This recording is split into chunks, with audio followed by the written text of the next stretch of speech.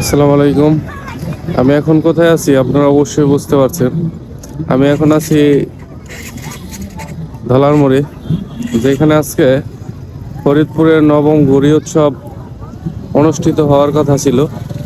সেটা কালকে জেলা স্কুলের ঘটনার পরে আজকে সকালে স্থগিত করা হয়েছে আনুষ্ঠানিকভাবে প্রশাসন থেকে।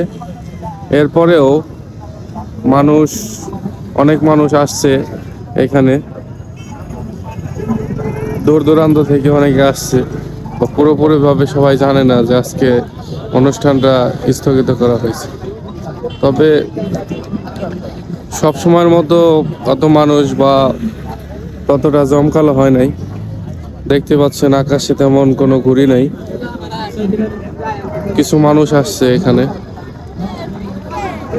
অবশ্য ধলার মোড়ে সব সময় মানুষ থাকে, আসে ঘোরার জন্য, যেহেতু আজকে একটা বিশেষ দিন ছিল। যেভাবে হোক মানুষজন চলেই আসছে আর কি।